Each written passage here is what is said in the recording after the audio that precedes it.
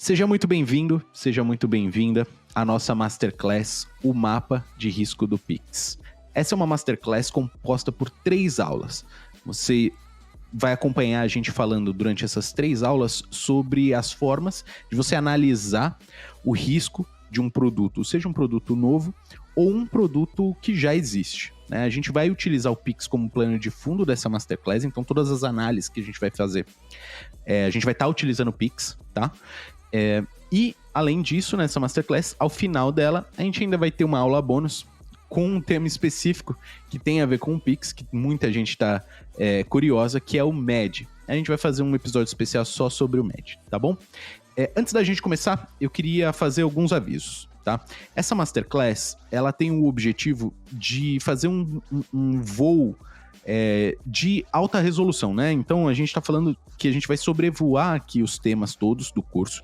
Então, todos os módulos, a gente vai cobrir os temas de todos os módulos, mas de uma forma estratégica, né? Então, o nosso objetivo aqui é falar de forma fluida sobre todos esses aspectos. A gente não vai dar os detalhes de cada um dos conceitos, tá? Então, detalhes de cada um dos conceitos, tecnologias ou processos, a gente vai tratar em cada um dos módulos e nas aulas de fundamentos, tá bom? Então, seja muito bem-vindo à nossa Masterclass. A gente, no primeiro episódio, a gente vai fazer uma conversa aqui entre eu e o Vitor, e eu espero que você goste, tá bom? Vamos nessa.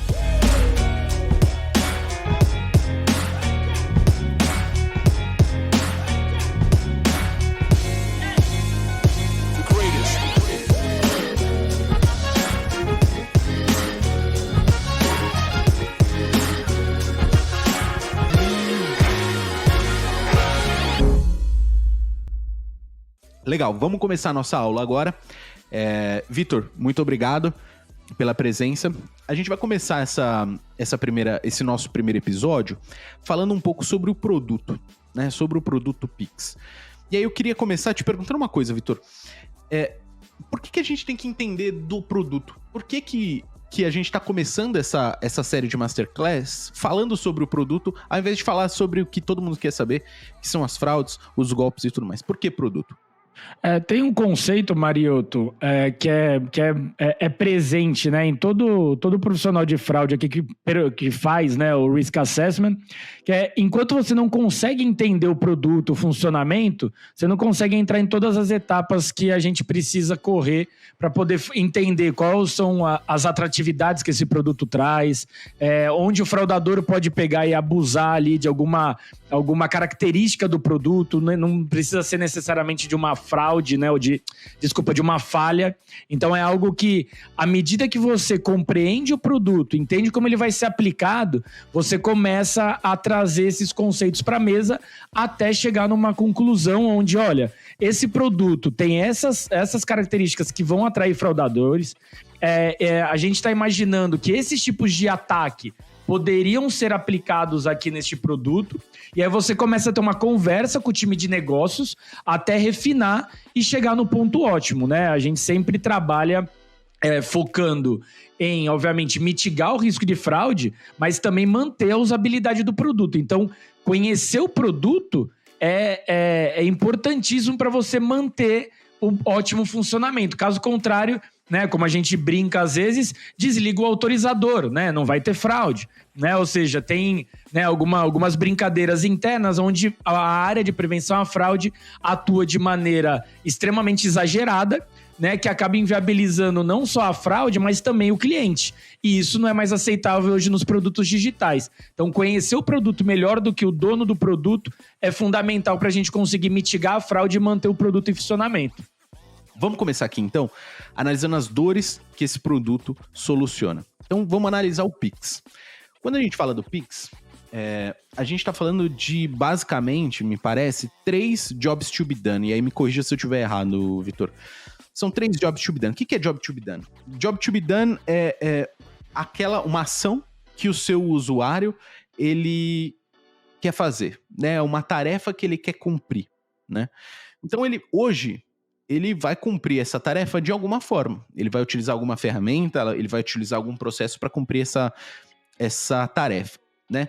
E aí o Pix, ele vem e ele toca em 3 principais jobs to be done. Acho que transferência de algum valor para uma pessoa, certo? Então como é que eu faço uma transferência? Ele toca num outro que é uma compra. Como é que eu faço uma compra, né? Num estabelecimento, né? Seja eu pessoa física ou pessoa jurídica, mas como é que eu pago por um serviço ou produto? E uma terceira, que é o pagamento de alguma conta, né? Como é que eu faço o pagamento de uma conta? Seja eu pessoa física ou pessoa jurídica também. Então, hoje, você já tem uma forma de fazer essas 3 coisas.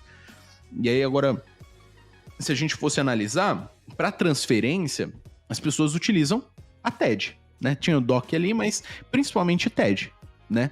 E a TED, dadas suas... tem um conjunto de limitações, né? Um jeito de solucionar essa dor. Mas ele soluciona, né? Você consegue transferir esse dinheiro para uma outra pessoa. Muito bem. Da mesma forma, você tem a compra. Para compra, você tem o cartão de débito, né? Você tem outras formas também. Você tem o pré-pago, você tem o crédito, mas, poxa, para efeito aqui da Masterclass, eu acho que vamos analisar primeiro o débito, que é o que concorre mais com o Pix, né? E para pagamento, você tem o boleto, né? O boleto bancário. Então, quando você analisa um produto, que você vai posicionar um produto no mercado, você tem que entender, tá bom, quais são os concorrentes? Aonde ele compete? E o Pix vem para competir com esses 3 outros produtos, né? TED, cartão de débito e boleto. Então ele vem para competir com isso. Para solucionar os mesmos jobs to be done. Transferência, compra e pagamento, né? Então acho que, dado esse plano de fundo, eu acho que a gente começa, Vitor, a falar dos diferenciais. Tá bom, o Pix vem e faz a mesma coisa que isso. Ele faz a mesma coisa que esses outros 3 produtos. Só que ele adiciona alguns diferenciais competitivos. É assim que você posiciona um produto, certo? E aí, Vitor, descreve para mim esses 4 principais diferenciais competitivos que a gente elencou aqui. Fala um pouquinho mais de como é que o Pix é posicionado frente a essas quatro vantagens competitivas, por favor. Aqui, Mariotto, né, o primeiro que a gente está abordando aqui é a disponibilidade, né? Esse foi um conceito que chamou bastante atenção, né? Não só, obviamente, para os participantes do arranjo aqui, o sistema financeiro, mas para os próprios usuários, que é a questão do 24/7, né? 365. Então, como você colocou, a gente utilizando o TED para fazer transferências, por exemplo, né? A gente sempre teve ali aquela restrição de horário. Caso contrário, a gente agendava aquele DOC, né, no final do dia e ele era liquidado no dia seguinte. O Pix vem com uma característica agora de que o tempo inteiro ele está disponível para você enviar dinheiro a qualquer hora, a qualquer dia. Então, Natal, né, 25 de dezembro, quero fazer um Pix para alguém 1h da manhã. Fique à vontade em fazer esse tipo de transferência. Então, é algo que já muda bastante a característica de uso da transferência, né? O segundo aqui, o real time, né? O Pix, ele veio com uma característica, né, dado que a gente se baseou em outros trilhos de pagamento instantâneo ao redor do mundo, de ser uma transferência extremamente rápida, né? Não só a autorização ali, mas também a liquidação. A gente vai falar disso um pouquinho mais para frente. Então, o dinheiro sai, né, da conta origem, chega na conta destino extremamente rápido, né? A gente tem aí uma regrinha que a grande maioria das transações deveriam chegar em até 10 segundos, né? Isso traz aí uma característica de velocidade muito grande para o usuário, né? Custo de intermediação. Então, diferente dos outros arranjos de pagamento, e é importante salientar que o Pix é um arranjo de pagamento, né? Obviamente, os jobs to be done que você comentou é o que o usuário final ali percebe como valor na ponta, porém ele é um arranjo de pagamento completo, assim como a gente vê os outros, como o TED, próprio cartões que você comentou. E esse arranjo, como o instituidor do arranjo de pagamento é o Banco Central, ele definiu regras ali onde o custo da utilização desse arranjo de pagamento é muito mais baixo e em certos pontos não tem custo.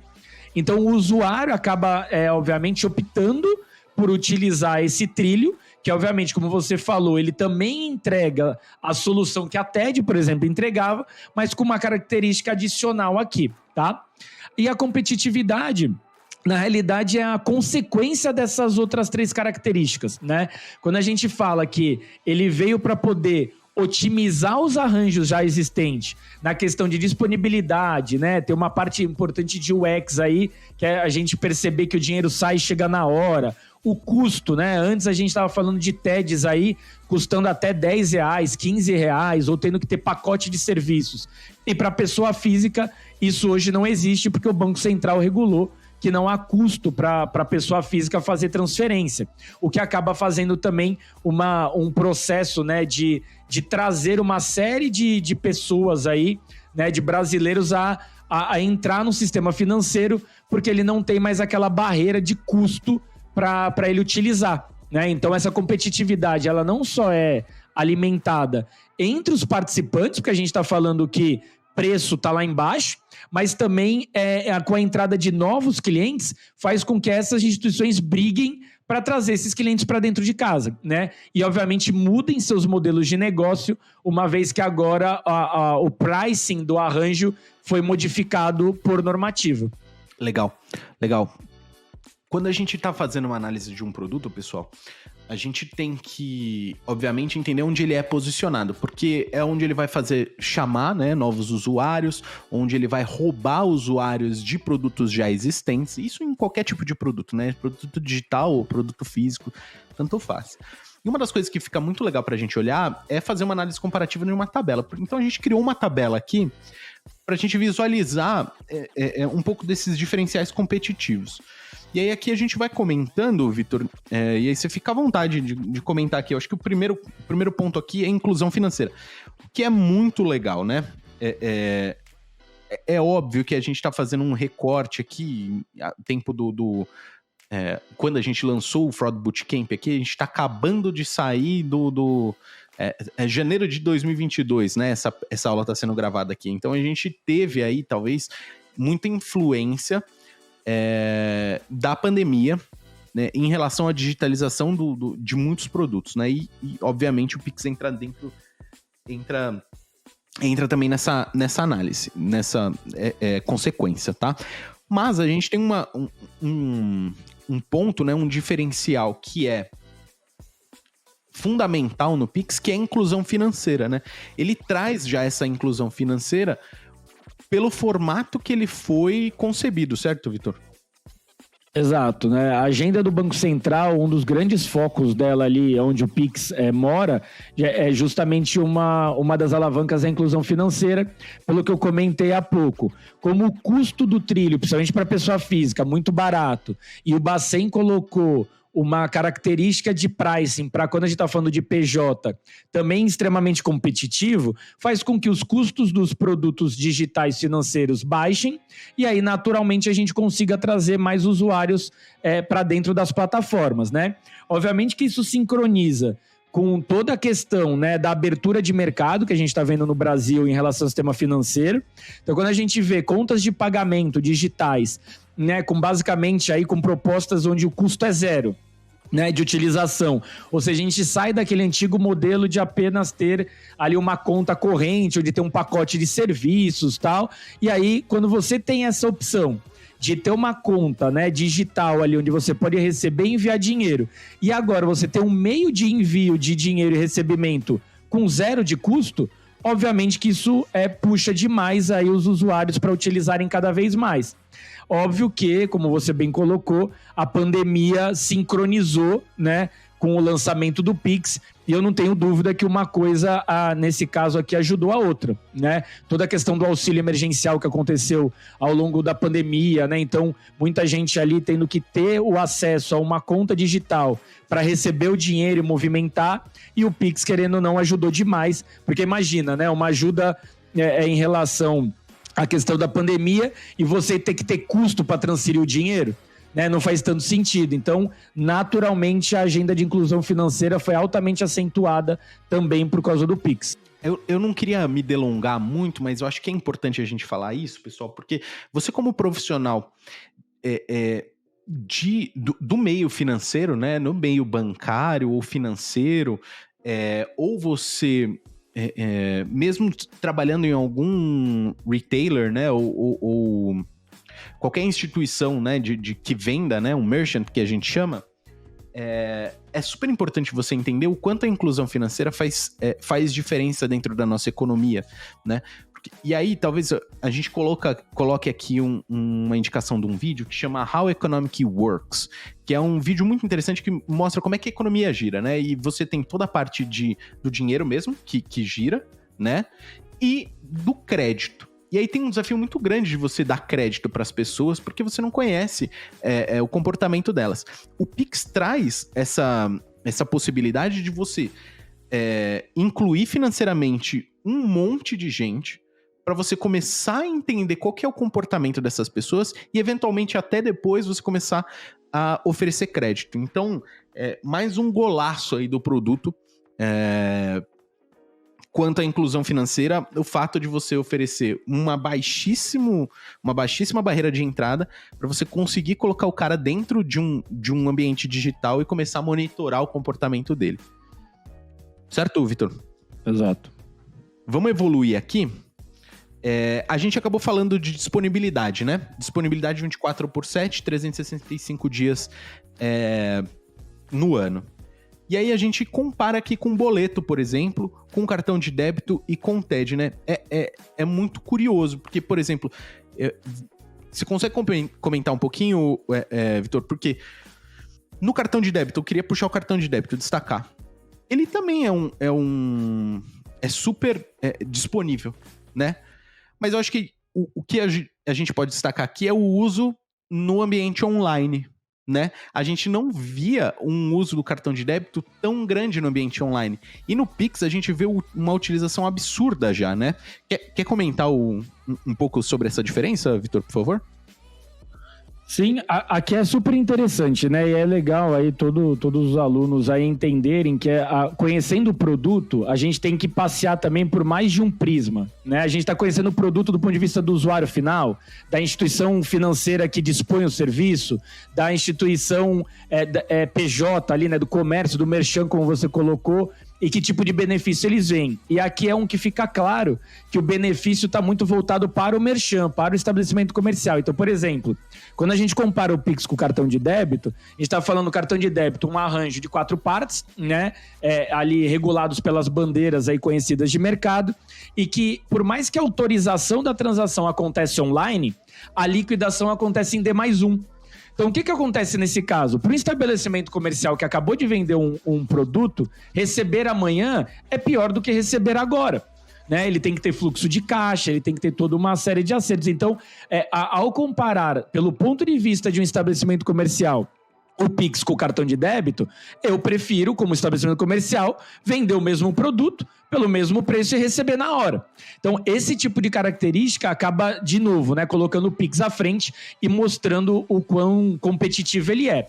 O ponto que você tocou em relação também ao uso do cartão de débito na internet é real, né? Até por isso, até hoje a gente tem, né, tinha, porque o Pix acabou canibalizando bastante, o boleto, né? Então, dado que o cartão de débito nunca foi utilizado amplamente na internet, muito devido a questões de segurança, né? Porque a gente está falando que o cartão de débito, assim como o Pix, ele tem uma característica de acessar diretamente o dinheiro do cliente. Diferente de um cartão de crédito que você está acessando o crédito concedido pela instituição financeira, o cartão de débito, o Pix, a TED, é o dinheiro do cliente que está na conta do cliente. Então, o risco de uma fraude acontecer e o dinheiro do cliente ir embora, que ele usa para pagar a conta de luz, necessidades básicas, isso é muito mais crítico de ser tratado numa ouvidoria, numa questão jurídica.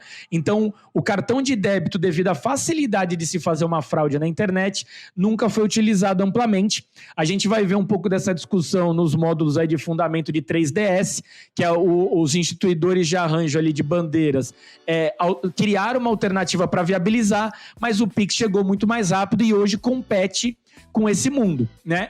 E que, de qualquer forma, por mais que para o usuário ficou seguro, o estabelecimento ainda demora D+1. Por isso, o sucesso do Pix na penetração de compras online. Muito legal, muito legal. E aí, finalmente, eu acho que você já tocou um pouco sobre a liquidação, né? O fato de você ter uma liquidação real time é tão interessante para tanta gente que você começa a ver as pessoas criando mecanismos para fomentar o uso do produto. Então, pelo fato do Pix ser real time, eu, lojista, como é melhor para o meu fluxo de caixa receber agora, eu começo a criar promoções que no Pix eu trato diferente do que eu trato no cartão de crédito, no boleto ou qualquer coisa do tipo. Porque, querendo ou não, o boleto era uma forma de você pagar online, mas você tem 3 dias para compensar esse cara, né? Então, a liquidação, eu acho que uma das features desse produto que foi fundamental para o sucesso foi a liquidação em real time, né? Foi garantir que esse dinheiro muda de mão muito rápido. Porque aí você acaba criando um mecanismo de fomento, né? Um mecanismo de reforço positivo. Então, porque é bom para o lojista, ele cria vantagens em pagar com um Pix, e aí por isso é bom para o comprador, e aí o comprador faz mais compra e assim vai reforçando a utilização do produto.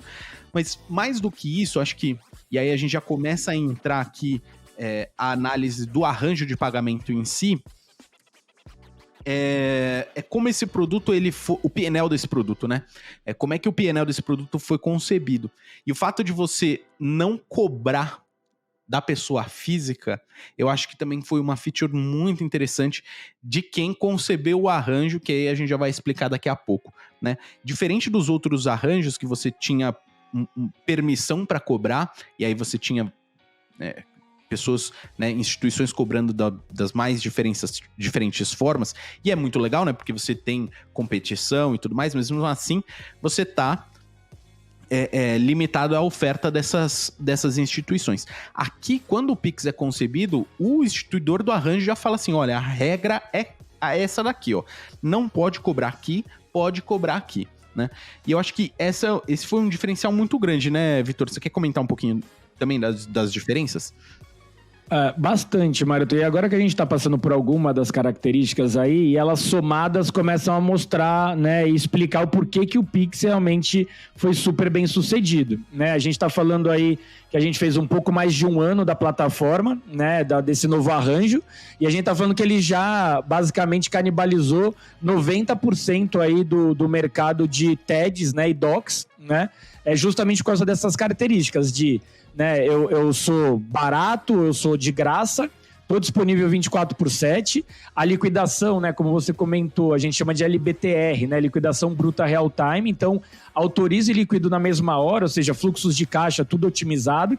Como você bem colocou, ofertas contextualizadas, porque se eu recebo na hora, o custo do dinheiro diminuiu, né? E aí, quando a gente tem um instituidor do arranjo sendo o Banco Central, ou seja, e com o foco de abrir competitividade no mercado, ele baixando essas taxas com essas características, a gente acaba tendo esse poder de canibalização de outros arranjos, e não só de canibalização, né? Porque toda vez que, esse é um ponto interessante, toda vez que sai um novo meio de pagamento, né, vem aqueles desejos, não, vamos acabar com o cheque agora que tem cartão. Agora que veio o cartão, agora que a gente tem o wallet no celular, não teremos mais cartão de crédito, né? Não vai ter mais o plástico. E até hoje eu vejo gente passando cheque, né? Então, na realidade, o que acontece quando você tem um novo entrante é uma reacomodação dos modelos de negócio, combinando todas essas características que a gente falou, obviamente preço, ofertas, e aí você, de novo, abre competitividade. Então, aqui a gente reforça esse item, onde tem um novo entrante competindo em alto nível, fazendo com que o mercado inteiro se readeque. Caso contrário, realmente, alguns meios de pagamento ou negócios vão deixar de existir. Então, a gente já vê as brigas aí entre os credenciadores baixando o MDR, né, para poder fazer sentido, o estabelecimento ainda está ali fazendo compra via cartão de crédito e débito. Então, isso é muito saudável para toda a economia, para todas as pessoas, né? E um ponto que é interessantíssimo aqui, Marioto, a gente não abordou, mas é um efeito indireto do Pix, que é a redução do uso do dinheiro vivo. A gente esquece, né? É muito importante, né, para quem trabalha principalmente com produtização, não produtizar para nossa bolha, né?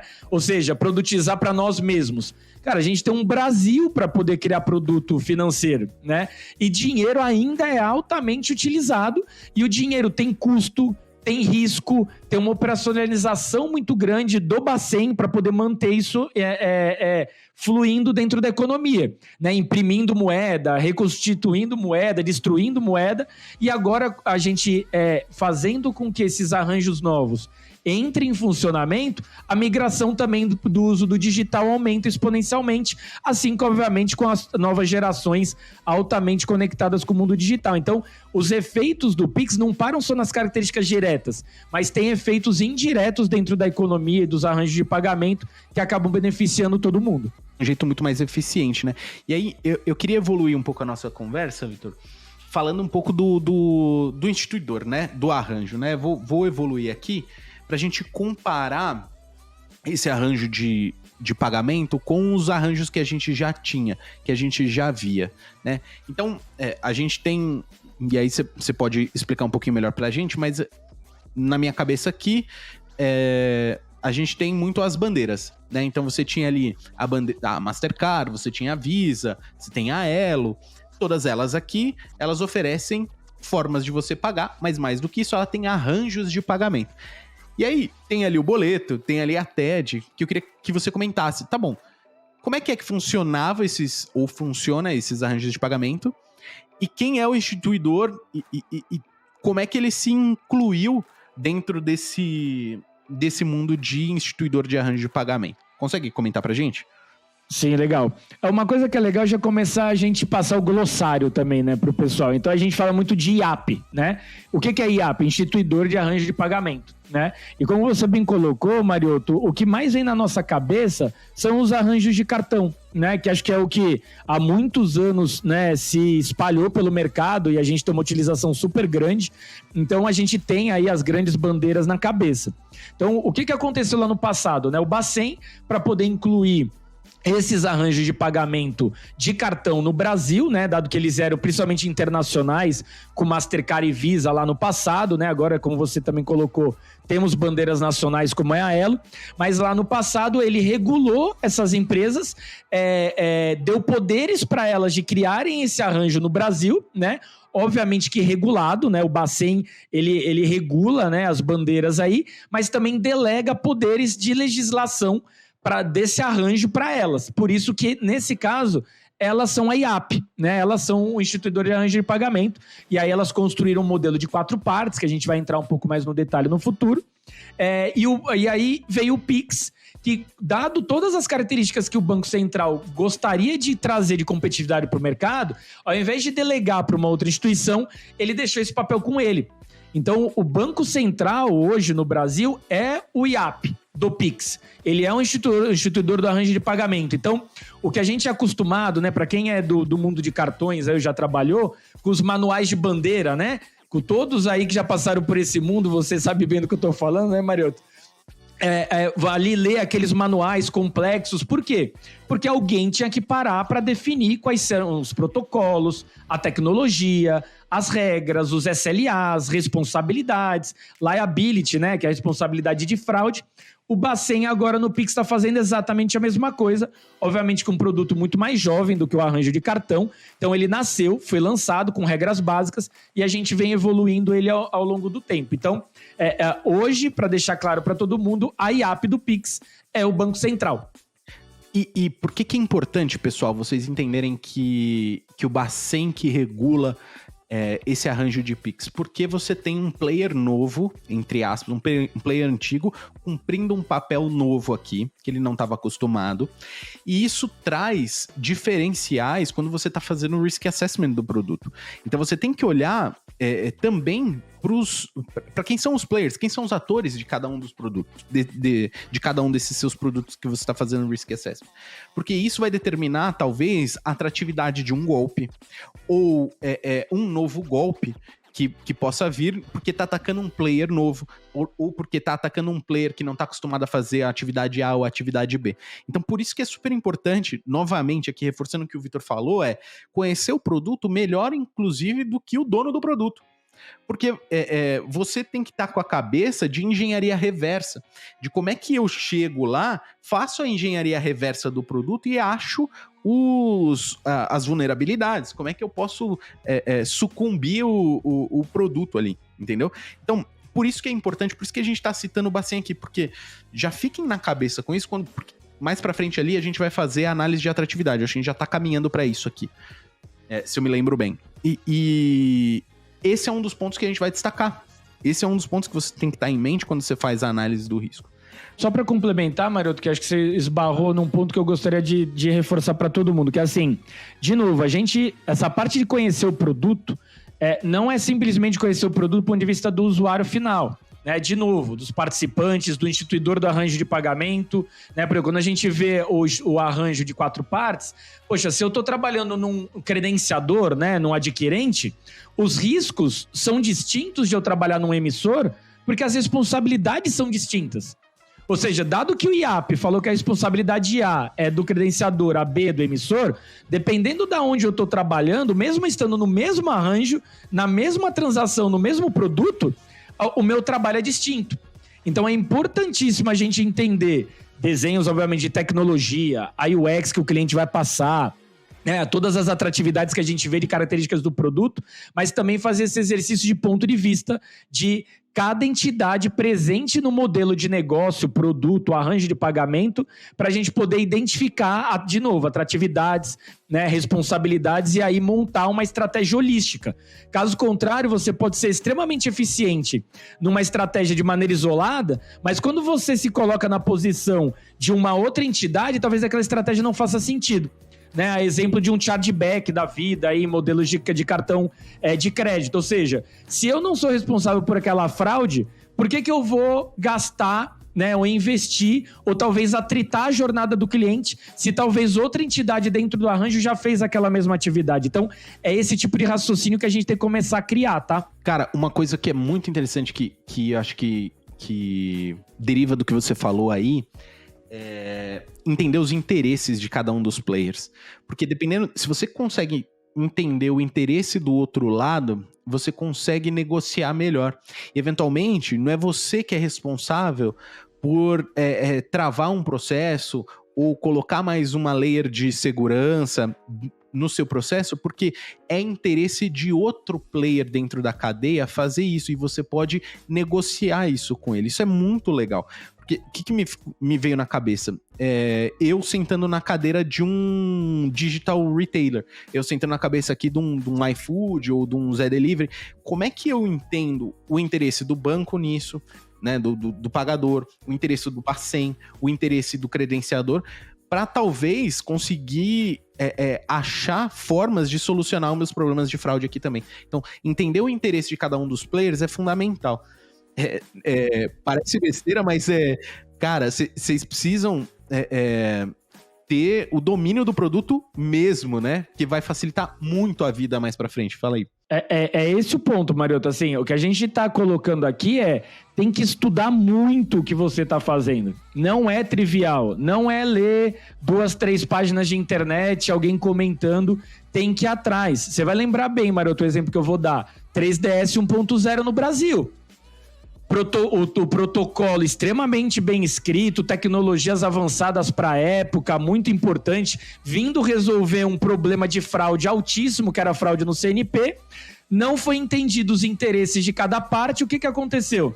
O liability, né? Ou seja, a regra da bandeira mudou, ou seja, o estabelecimento comercial ali na internet não pagava mais a fraude se usasse o trilho do 3DS 1.0. Tudo bem, a fraude agora quem paga é o emissor. Quando a gente mudou essa regra, o player que pagava a fraude era responsável, mudou, o apetite de risco é diferente. O varejista que está vendendo uma televisão e o banco que está concedendo um crédito tem políticas distintas. A hora que a gente usou uma nova tecnologia, um novo meio, e mudou essa dinâmica, a gente viu a taxa de autorização do uso do 3D despencar. E aí o que aconteceu? O varejista falou, eu prefiro pagar a fraude do que usar o trilho.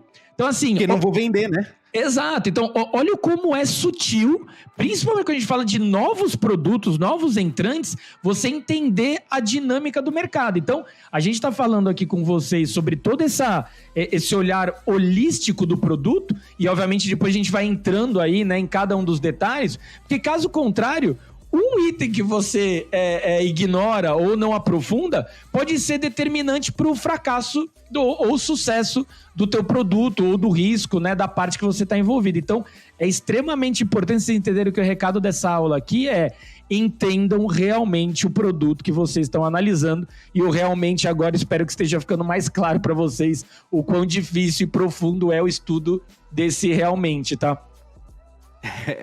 E vamos mergulhar um pouco no Pix agora, Vitor? Vamos falar justamente sobre esses interesses, porque, querendo ou não, foi muito bem feito no Pix, porque senão não teria dado tanto certo. Vamos falar sobre a perspectiva do usuário final. Quais são os interesses dele e como é que o Pix resolve isso pra gente, né? Acho que a gente destacou aqui comodidade. Eu acho que comodidade pro usuário final é fundamental, né? Tem algumas coisas aqui, mas eu vou destacar uma como usuário, tá? Pra mim, chave. A chave pra mim foi um negócio inacreditável. E lembra que eu tô falando sobre a perspectiva de utilização do produto, né? A gente não tá falando sobre risco ainda, porque tem consequências em termos de risco a chave, mas pra mim a chave foi incrível. Eu não preciso mais decorar a agência, a conta da galera. Não, o telefone tá na minha agenda, o telefone do cara, ou no máximo o CPF da pessoa ali, que são as duas chaves que eu mais utilizo para fazer transferência. Chave para mim foi uma feature de produto muito legal. Mas eu acho que tem outras features aqui que a gente destacou que traz essa comodidade, né? Que defende o interesse desse player que é o usuário final. Quer comentar mais alguma delas, o Vitor, por favor? Ô Mariotto, tem aqui várias características, tá? De produto aqui quando a gente fala do ponto de vista do usuário, né? A chave, como você comentou, realmente foi uma coisa bastante nova. A princípio, se parece extremamente simples, né? Mas dá uma diferença absurda no dia a dia, como você falou.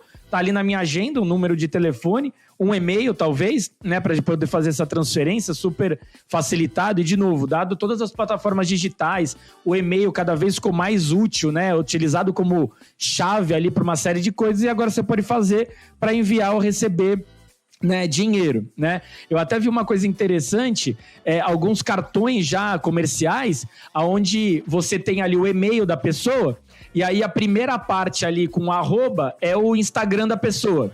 O e-mail é o e-mail, obviamente, que ele pode receber, e agora é o financeiro dele, né? E aí, obviamente, o nome da empresa depois do arroba. Então, uma simples informação tem ali 3 ou 4, né, pontos de contato com aquela pessoa, com aquela instituição. Então, esse tipo de UX cada vez mais penetra, né, todos os produtos digitais financeiros que a gente tem utilizado. E aí, além da chave, né, outro que acho que é importante salientar, dentre inúmeros, é o QR Code. Né? É algo que a gente estava vendo muito, para quem é do sistema financeiro, ali na China, né? Eles pularam basicamente do dinheiro para o uso do QR Code para efeito de pagamento, e aqui o Pix incorporou isso também, ou seja, hoje já todo mundo utilizando, né? Eu lembro da época que a gente estava desenhando o Pix antes do lançamento, e a gente tentando imaginar como seriam todas as utilizações de QR Code, e hoje a gente vê o quão simples ficou. Você pode chegar ali numa lojinha que vende coco, né? Ou café, e simplesmente apontar a câmera do seu celular, ele automaticamente pega todos os dados ali de pagamento, já é um Deep Link, né? Aquele QR Code acaba sendo um Deep Link para dentro do seu aplicativo ali da instituição, você já cai dentro da tela de pagamento, coloca ali sua senha e pagou. Né? O interessante disso, que fica também transparente para o cliente nessa jornada, porque a UX ficou muito boa, é que essa transação já é o que pra gente aqui em Risco a gente fica super feliz, o Multifactor Authentication. Porque diferente da compra ali do cartão na internet, que ele só preenche os dados, aqui ao ler o QR Code e você entrar dentro do aplicativo da sua instituição, você coloca o usuário e senha, você loga, né? Você entra dentro do aplicativo e ali dentro a instituição financeira tem inúmeras condições ali, estratégias para poder te autenticar e garantir que aquele pagamento está sendo feito por você. Então, aqui, além da UX ficar super simples, ela também está segura. E aí a gente começa a convergir para o mundo ótimo aqui do nosso foco, que é por que o seguro não pode ser simples, né? E por que o simples não pode ser seguro? Aqui é a tangibilização super bem sucedida de uma estratégia combinada de UX e segurança. Só para a gente resumir aqui, por que pegou tanto pro pagador, né? Pra pessoa física que paga. E aí, a gente tem basicamente quatro pilares aqui. Rápido, é barato, é seguro e é simples. Então, tem essas 4 características principais e a percepção dessas 4 características também. Porque uma coisa é ser rápido, ser seguro. Outra coisa é a percepção de segurança ou a percepção de rapidez, né? E o Pix conseguiu aliar essas duas coisas, né? Tanto o efeito de fato, quanto a percepção dos usuários, né? Acho que ilustra bem isso que você falou, que é a intersecção de umas UX muito boa e mecanismos de segurança, né? Aqui a gente começa já a consolidar o que a gente foi passando, né? A gente tá falando dessas características, rápido, barato, seguro, simples, para quem paga, para quem recebe, né? Ou seja, a gente falou de fluxo de caixa, a gente falou de custo do trilho, né? Então, a combinação dessas características garantiu o sucesso do Pix. Como eu falei, a gente está falando em quantidade de transações, mais de 90% do que era feito por TED e Doc já é feito por Pix. E as compras, a gente está vendo cada vez mais as ofertas contextualizadas, né? 5% a menos ali se pagar com Pix, né? Então isso tudo ficou muito melhor. Além de tudo que também eu acho que foi super importante para a adesão do produto, o que você comentou no começo, né? Que a gente usa aí de novo, né? Entrando nos glossários, P2P, transferências, pessoas a pessoas ou pessoas a comércio, que seria o P2M, né? Então eu faço transferência, eu faço pagamento para comércios, o P2D, que é o pagamento de tributos, né, ou contas aí para o governo. Uma coisa que o Bacen fez, e foi uma parceria, acho que muito inteligente para alavancar o uso, foi a conta de energia elétrica, né? Acho que se vocês não notaram aí, mas a partir de novembro, eu não lembro exatamente a data, mas o lançamento do Pix, logo na sequência, o Banco Central fez uma parceria com a Anael e eles colocaram o QR Code do Pix com todos os dados do pagamento da conta. Ou seja, a conta chega na sua casa, você aponta o celular, todos os dados, assim como eu comentei ali de pagar o café, já vem ali para o seu aplicativo, você faz o pagamento. Então, a soma disso, a capilaridade, né? O outro ponto que fez a adesão aumentar absurdamente. O Bacen, sendo o regulador, né, o instituidor do arranjo, ele obrigou instituições ali S1 e S2 serem participantes diretos, né? A gente vai entrar no desenho do arranjo aí mais para frente. Ele também colocou que IPs acima ali de 500 mil contas, né, ativas dentro do seu produto também entrassem dentro da data regulatória, o que fez com que no dia do lançamento do Pix, né, no fatídico 16/11, né, eu lembro porque imagina a tensão de estar 1 ano desenhando esse produto, no dia do lançamento, né, saber que a gente já tinha todos os bancos, né, S1 e S2 do Brasil preparados para trabalhar. Inúmeras grandes IPs aí, né, o varejistas já com essa característica de IP do Bacen, prontos para uso e todos começando ali no mesmo dia.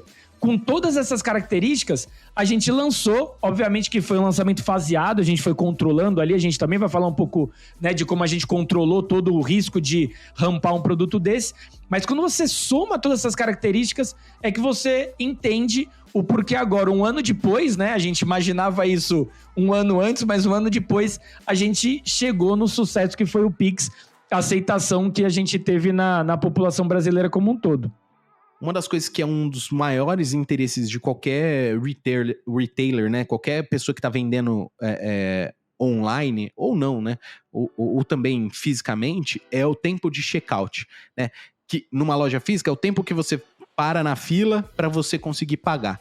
E dentro do ambiente online, que a gente já tem essa percepção de imediatismo, né? No online a gente tem muito menos paciência do que no físico. No físico você ainda fica ali um tempo na fila para pagar. Você acha horrível, mas beleza, né? Ainda você fica. No online, isso daí tende a zero. Você desiste, você fecha a aba se você não quer pagar, né? Se começa a demorar muito. Então, é muito importante, né? Um dos indicadores principais quando você tá vendendo é o tempo de checkout. Quanto tempo demora pro cara, quando o cara falou, ó, fechei, é isso que eu quero, até ele pagar e falar, ó, tá tudo certo, estamos enviando pra sua casa ou tá aqui o seu produto. O tempo de checkout tem que ser muito rápido. E aí, o Pix trouxe essa rapidez no checkout, né? Trouxe uma feature de produto muito boa. Você não precisa ficar colocando tantos dados, você não precisa ficar trocando de tela, e isso é fundamental. Também auxilia muito o interesse, né, vai a favor do interesse do cara que oferece o meio de pagamento, do lojista. E aí, no caso da concessão aí de provedor de luz, né, que também está provendo um serviço, né, então para ele também é super interessante. E aí, finalmente, a gente, olhando assim, de forma um pouco mais para todos os atores, tem um roadmap, né, o produto ainda continua evoluindo, né, o que a gente vê de próximas features, Vitor? Comenta pra gente aí. Aqui, Marioto, acho que o que a gente conhece do Pix hoje, né, até o que a gente avaliou aqui, tem muito a ver com o que a gente falou da canibalização ali de TED, DOC, né, boletos, até cartão de débito, né? Mas o roadmap do Pix é bastante ambicioso. Então, esses 3, obviamente, foram os primeiros ali, mas a gente está vendo, né, características como pagamento com NFC, que mexe com a UX do pagamento e, obviamente, compete ali com a UX de carteiras digitais como Apple Pay e Google Pay, né? A gente está vendo também no roadmap características de modelo de negócio para poder competir com o crédito, né? Porque hoje, para fazer um Pix, você tem que ter dinheiro em conta, né? Porque se você tentar fazer ali um pagamento, uma transferência de R$1.000 e só tem 500 na conta, obviamente, você não vai conseguir. Mas o Bacen também já está produtizando, tem no roadmap ali a ideia de poder ter um crédito associado à transferência, então você também vai começar a ter isso disponibilizado dentro do arranjo do Pix, né? Obviamente que não deixa de ser um produto de crédito, mas associado a uma compra, um checkout, né? A gente tem visto também no mercado internacional, aqui no Brasil, eu acho que não é tanta novidade, mas o conceito do Buy Now, Pay Later, né? Ou seja, que é o que seria a nossa compra parcelada, né? Então, a gente já tem isso nos arranjos de cartão, só que por que não no Pix? Só como é que eu faço um parcelado no Pix se eu tenho que ter dinheiro na conta? Então tá vindo aí a modalidade de colocar crédito, né, associado a essa compra e você parcelar isso. Então o Pix tem um roadmap bastante amplo, não só no que tange produtos, mas a gente tá vendo também no nosso mundo aqui de segurança inúmeras features foram implementadas, porque a gente também viu um ajuste de todos os ataques dos fraudadores, então tem também um roadmap de segurança vindo aí, para a gente poder pegar e tornar o arranjo de pagamento cada vez mais maduro e sólido para o uso amplo em toda a sociedade. Uma das coisas que é legal a gente observar novamente, a gente voltando no conceito de job to be done. Percebem como você tem outras tarefas que o usuário precisa executar e que o Pix o roadmap do produto, o Pix, está tentando resolver. Então compra com crédito, é um job to be done. Como é que eu faço para suprir essa necessidade? Compra agendada, o pagamento agendado é uma outra feature, é um outro job to be done que eu posso resolver enquanto dono do produto Pix, né? Isso é muito legal. Agora eu acho que a gente pode evoluir, Vitor, para eu acho que talvez a parte mais legal aqui dessa primeira aula, né? Desse nosso primeiro episódio da Masterclass, que é começar a analisar os riscos. Muito legal, pessoal. A gente até agora pegou e esmiuçou um pouco o produto. Entendemos qual que é a proposta de valor do produto. Por que as pessoas vão usar? E aí, agora a cabeça tá bom, as pessoas vão usar por causa disso. Então o fraudador, ele pode se sentir atraído porque as pessoas estão usando por causa disso, né? E aí, o que a gente fez? A gente listou aqui uma série de atratividades para os fraudadores. Então, atratividades que, dado ao modelo de operação do Pix, isso pode atrair fraudador. Lembrando que isso daqui a gente fez lá atrás, quando o produto estava para ser lançado. Então, aqui o que vocês vão ver, talvez, é só confirmando coisas que lá atrás a gente imaginou. Olha, isso daqui pode acontecer, aquilo ali pode acontecer também. Então vamos, sem mais delongas, entrar nas atratividades. E aí aqui vamos falar primeiro de 4 e depois a gente fala de outras 4, né? A gente separar em 2 blocos aqui. Para a gente fazer essa análise de atratividade, o que a gente decidiu é fazer uma análise comparativa. Então vamos comparar aqui com um produto que já existia, que o Pix vem para suprir o mesmo job to be done. Lembram? Que é a TED. né? Então, para efeito aqui da nossa Masterclass, a gente vai comparar TED com Pix em termos de atratividade.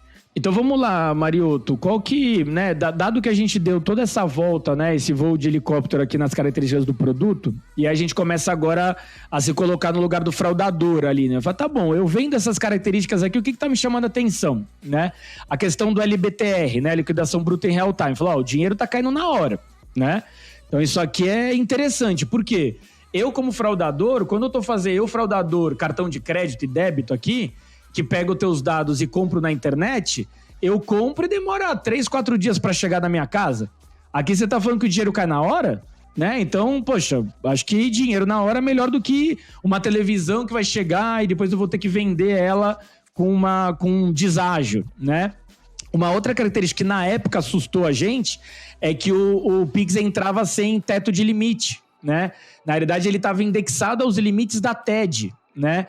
E aí, pensando pelo ponto de vista do fraudador, né, dado todo o contexto, fala, poxa, é um produto que tem uma série de características melhoradas aqui, né, que é o que a gente estava passando, e ele tem o mesmo limite que o outro, então assim, é tudo novo, todo mundo aprendendo, e esse cara tem a mesma exposição do que o outro, ou seja, se eu tento fazer uma fraude de TED, que eu poderia conseguir até ter 100 mil reais de retorno, no Pix também, poxa, então por que na hora que eu invado uma conta ali, eu não já faço um Pix ao invés de fazer uma TED?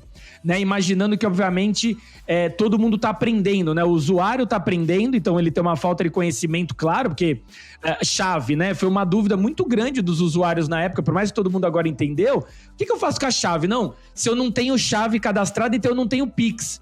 Nossa, foi uma dúvida super normal na época do lançamento e não precisa, né? Porque você ainda pode fazer por inserção manual, igual você faz com o TED.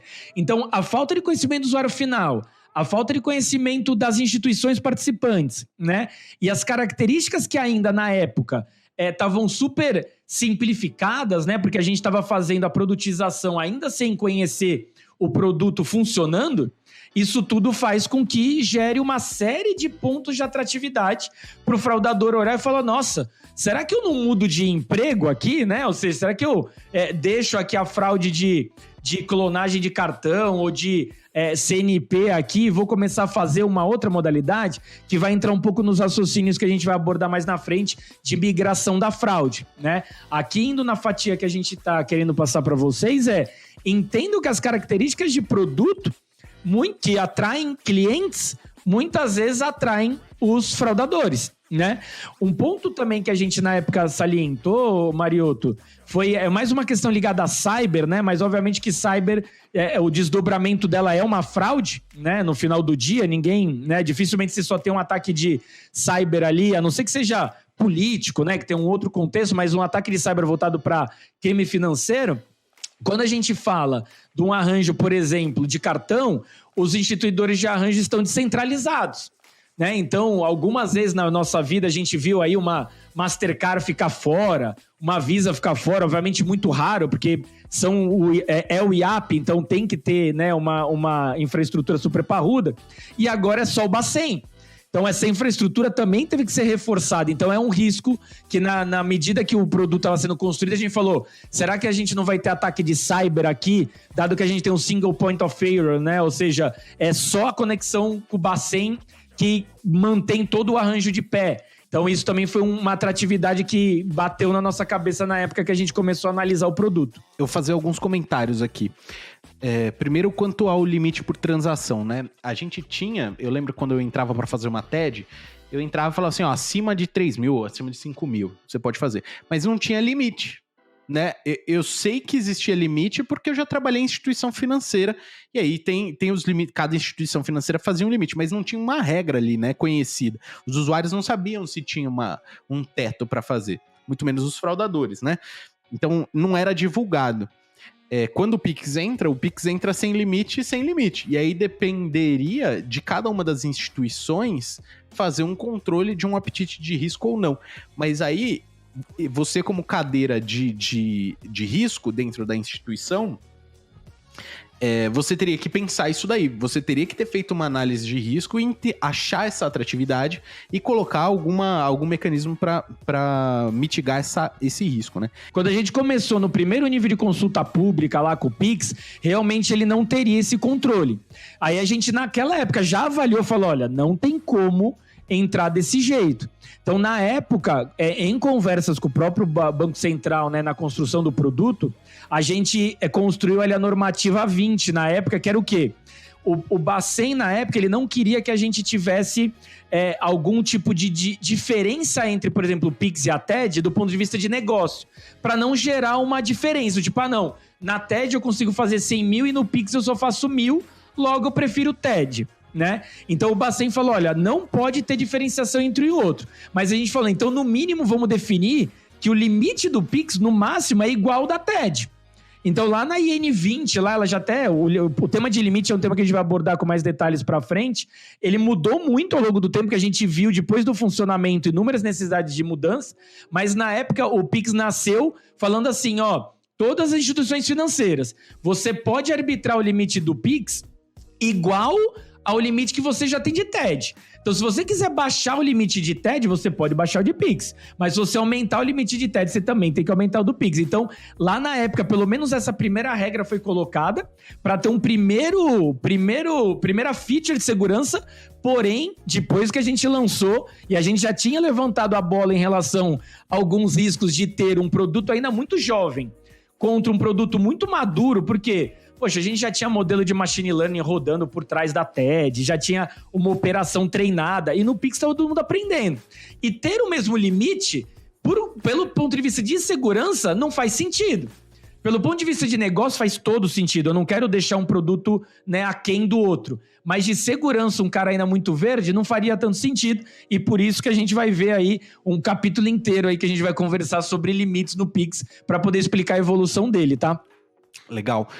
Uma das coisas que você falou também, que eu vou destacar aqui, é o processamento e liquidação descentralizado, né? Uma coisa era era o risco de você derrubar um dos players ou inviabilizar um dos players. Quando você tem um arranjo de TED, por exemplo, que era completamente descentralizado, você tem que conectar com todo mundo, né, para poder fazer, né? Uma que você tinha que ser banco, né? E outra que você teria que conectar com todo mundo para poder mandar esse dinheiro para lá e para cá. Agora você tem um novo produto que você não exige que o cara tenha que ser banco, né? Então, o que é uma vantagem animal, é muito legal, uma das vantagens do produto. Mas você tem um monte de gente se encontrando em um ponto comum, né? O que você falou, single point of failure.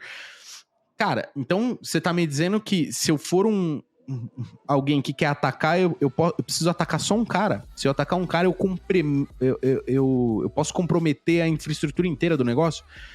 Mais cyber, mas é um conceito comum que a gente utiliza, né? E aí, finalmente, acho que o usuário final familiarizado com o produto é muito interessante, porque você vê, a gente vai desdobrar em golpe depois, mas quanto menos conhecimento da pessoa, mais fácil ela pode ser ludibriada. Então, mais fácil ela poderia ser pega em algum golpe, porque o usuário não está acostumado com o produto, ele pode acreditar em qualquer conto da carochinha, né? Uhum. Vamos falar dos outros 4? Começando aqui acho que um pouco das instituições, eu acabei falando isso, mas na TED, o pessoal que fazia parte desse arranjo já tinha experiência com fraude. No Pix não, né? Como é que é essa vulnerabilidade aí? Essa vulnerabilidade, não, desculpa, essa atratividade. Esse ponto foi algo que a gente se preocupou bastante na época, né? Porque, de novo, a gente vai entrar no detalhe do desenho do fluxo, mas os participantes, né, dentro do arranjo do Pix são diferentes, por exemplo, do de 4 partes ali ou do próprio SPB da TED. Então, quando a gente pegou e viu que tinha, além obviamente, o Banco Central ali como o instituidor e o SPI, né? E a Câmara Liquidadora ali das transações. Participantes diretos, basicamente, IFs S1, S2, ou seja, grandes bancos já preparados para lidar com transferência. Aí, quando teve a criação da entidade participante indireto, que entravam IPs, as IPs grandes, muito provavelmente todas já maduras em relação a pagamento e segurança de pagamento. Mas quando a gente abriu isso para, né, obviamente facultativo, mas para várias outras instituições, a gente falou, poxa, se entrar participantes aqui com baixo conhecimento de prevenção à fraude, a migração da fraude naturalmente vai acontecer. Então, como que a gente garante que isso não vai acontecer? A gente montou uma série de features, mas nos preocupou muito o fato de ter a possibilidade de ter um participante, uma entidade participante dentro do arranjo, que ainda não era madura, seja no próprio sistema financeiro ali, mas muito pelo lado de segurança, né? Então, esse foi um grande ponto aqui que a gente ficou preocupado na época, né? Uma outra característica que chamou a atenção nossa na época foi os fluxos de portabilidade e reivindicação, né? O que são? Poxa, se eu tenho... tá atrelado à questão da chave, né? Que você comentou no início. Por exemplo, se eu cadastrei minha chave no banco A, e por acaso eu também tenho relacionamento no banco B, ou abri um relacionamento no banco B, e eu já uso aquela chave no meu CPF, no meu telefone, para receber dinheiro de todos os meus amigos. Para eu não ter que avisar eles de outra chave, eu simplesmente trago aquela chave, aquele CPF que era a conta do banco A, eu trago para o banco B. Pode ser tanto da portabilidade, onde você mesmo faz isso, ou reivindicação, que é um processo mais denso, que você realmente retira a chave de um lugar e traz para o outro. Ou seja, para o usuário, super necessário ter isso, né? Assim como a portabilidade de conta salário, né? Crédito imobiliário, conta de telefone, né? Seu celular, né? Ou seja, você troca de operador, mas seu número mantém o mesmo. Aqui, dado a chave financeira, é o mesmo conceito. Bonito do ponto de vista de negócio de cliente. Mas isso é tudo que o fraudador quer. Poder estar na conta dele e trazer a sua chave para a conta dele. Então foi outro ponto de atratividade que a gente olhou e falou, nossa, precisamos garantir segurança nesse processo, porque assim como a gente vê as fraudes de SIM swap, né, que é fazendo a mudança da conta digital ali de telefone, aqui seria exatamente o mesmo golpe, né? E aí você soma esse ponto com o ponto de cima ali, ou seja, tem participantes que ainda são novos e não têm né, um know-how ali profundo em segurança. E eu tenho processos como esse de portabilidade, é certeza que a gente vai ter algum tipo de ataque aqui. Então foi outro ponto que chamou muito atenção pra gente. Somado a esse ponto, e a gente vai começando, né? Quando a gente vem pro mundo de risco, você vai começar a ficar realmente preocupado. E imagina a gente lendo o manual, tá, Mariotto, na época. Não é que a gente hoje já vê o funcionamento e tem dado real. A gente tava usando Era teórico, né? Exato, né? Tem muito aqui, prevenção à fraude tem muito de criatividade, porque o fraudador é criativo, né? Aí você pega a questão das chaves por si só, né? Que são as credenciais de pagamento aqui públicas, né? Ou seja, uma coisa era a agência e conta ou o número do cartão, que era uma informação um pouco mais sigilosa. Agora, seu e-mail, seu CPF, todo mundo tem. Seu número de telefone, né? Tá em tudo quanto é lugar. Exato, né? Então, assim, agora, além de tudo, a credencial de pagamento, que antes era algo que tinha um certo nível de segurança, agora ela é completamente pública, né? E outra, né? Combinado com o item que a gente falou ali no anterior, que é o desconhecimento do usuário, então você agora pode começar a usar o CPF, que é público do Mariotto, para atrelar uma outra conta e começar a receber dinheiro e mandar, por exemplo, para um familiar do Mariotto, falar, olha, você pode ali me emprestar um dinheiro? Só o CPF ou o telefone do Mariotto, e a pessoa que te conhece sabe que é seu número de telefone, pode mandar o dinheiro. Então, olha como a gente vai identificando os pontos de atratividade e a gente também vai empilhando eles, né? Às vezes a gente empilha, às vezes a gente conecta, né? Para poder entender como que o fraudador vai usar a somatória desses pontos e chegar em algum possível ataque, né? Então, é uma coisa que, à medida que eu brinco, né, que a gente começa a virar o cavaleiro do apocalipse, né? Porque a gente fala, olha, se isso somado com aquilo acontecer, né, a gente vai acabar com tudo, né? E isso é uma coisa muito importante que ao longo do tempo, a área de prevenção à fraude foi aprendendo também em dosar a mensagem. Porque a gente não pode ser o cavaleiro do apocalipse, mas a gente não pode deixar de passar a mensagem correta. Então, identificar, entender e aí endereçar é um trabalho extremamente complexo. Só pra gente complementar, que dentro do Fraud Bootcamp o que a gente tentou construir era justamente essa ponderação, né? Como é que eu consigo avaliar os riscos, como é que eu consigo expor esses riscos para todo mundo, mostrar para eles quais são os impactos disso, os possíveis impactos, a frequência que isso vai acontecer, se for acontecer, E deixar claro para todo mundo que, ó, existe o risco, é pequeno, é grande, e o que a gente vai fazer? Vamos combinar aqui, ó, vamos combinar esse risco a gente vai tratar, esse risco aqui a gente não vai tratar e tudo bem, a gente compra esse risco, isso daqui a gente vai fazer assim, assim, assado, isso daqui a gente vai fasear, não vai fazer isso. Então, tem inúmeros mecanismos para você gerenciar essa mensagem, como é que você transmite essa mensagem para os seus colegas dentro da sua instituição, e formas de você também negociar, olha, isso daqui vale a pena você fazer agora, isso daqui não vale a pena a gente fazer agora e tal, para você viabilizar um produto, né, você como profissional de risco viabilizar um produto e não engavetar o produto, falar assim, não, o produto não vai sair por causa disso, né, acho que essa cabeça que você falou aí é fundamental. É como é que eu sou um viabilizador de um produto. Exato. Aqui, Mariotto, o que você falou a gente está querendo formar estrategistas em prevenção à fraude, né? Porque o que acontece muito na trincheira, né, que é todo o motivo da gente ter montado o curso aqui, é que você aprende na trincheira, tomando a granada do dia a dia, mas muito provavelmente você participa de um pedaço do processo.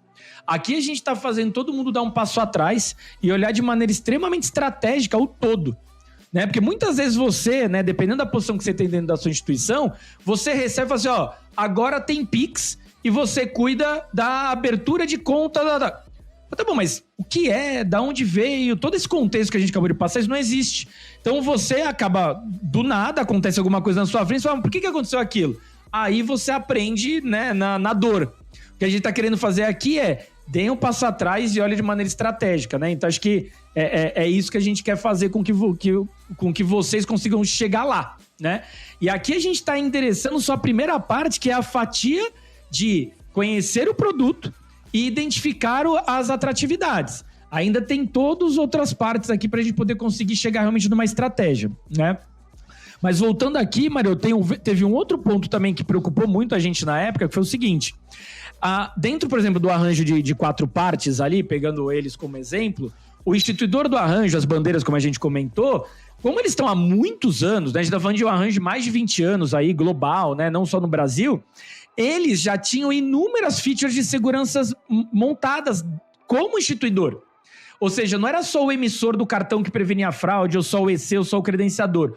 A própria bandeira fazia isso. Não só fazendo, mas vendendo o serviço. Então, o nível de maturidade, modelos de machine learning, conhecimento, know-how das pessoas, da cadeia inteira, era muito maior do que um produto completamente novo. E o Bacen, lançando o produto logo de cara, ele não nascia com todo esse know-how, né? Por motivos óbvios, o produto não existia. Então, esse ponto olha, dentro daquele outro arranjo, por mais que eu seja muito júnior dentro do processo, um emissor novo, um EC novo, a cadeia já é experiente. E aqui a cadeia era toda nova. Inclusive instituições financeiras grandes já com know-how, é a primeira vez que ela está vendo um fluxo de Pix passar. Então, tudo isso também gera uma atratividade até que todo mundo amadureça e chegue em níveis ótimos aí de conhecimento e segurança e operação do ecossistema, tá? Muito legal, cara. Muito legal. E aí, só reforçando, pessoal, que isso daqui foi escrito na época que o Pix estava sendo concebido. Hoje a gente tem condição de olhar e falar assim, putz, verdade, isso daqui de fato se confirmou. Ou, isso daqui nem tanto.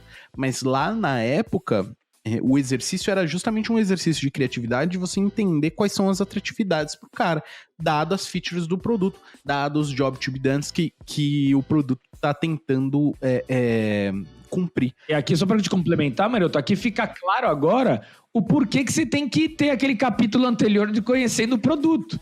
Como é que você chega na atratividade sem conhecer a característica da liquidação, dos participantes, quem faz o quê, a responsabilidade, processo, né, portabilidade. Se você não conhecer o produto, como é que você faz o risk assessment desse produto e aí endereça todas as etapas até concluir e lançar o produto? Então, é importantíssimo ter essa cronologia do entendimento do produto, avaliação, entendimento das atratividades e os módulos seguintes que a gente vai ter aqui, entendeu? Inclusive, você como profissional de risco, você precisa estar você precisa construir um relacionamento com as pessoas de negócio, de produto, para justamente você participar dessas conversas enquanto o produto está sendo concebido, para você saber como é que é o funcionamento do produto. Porque não adianta você chegar nessa conversa depois que o produto já foi concebido e tentar entender quais são os riscos. Depois a curva vai ser muito maior, né? Então isso é muito interessante, você conseguir participar da concepção do produto, seja um produto novo na sua instituição ou um produto que vem de regulação e tudo mais, né? Com isso, pessoal, a gente vai para um encerramento do episódio 1 dessa nossa Masterclass, tá? Então, o que a gente tentou fazer aqui para vocês é um início de uma análise de risco, né? A gente entendeu o produto, entendeu como é que funciona, entendeu as atratividades desse produto, e aí conseguiu traçar algumas coisas que a gente vai ter que ficar de olho. Legal, isso daqui é o que vai, talvez, atrair um fraudador. Mas qual que é o legal agora? Tá bom, mas isso daqui se desdobra em que golpe? Que tipo de golpe o fraudador vai aplicar dado esse produto? Então agora a próxima etapa é a gente falar sobre os riscos de fato, as vulnerabilidades, as fraudes, como é que isso vai acontecer, o que o fraudador vai fazer com esse produto. Mas a gente vai deixar isso pro episódio 2. Então eu queria agradecer o Vitor nesse primeiro episódio. Acho que ele vai estar no próximo episódio também com vocês. Vitor, obrigado por estar fazendo essa primeira etapa com a gente. E a gente se vê nos próximos episódios. Valeu, pessoal. Valeu!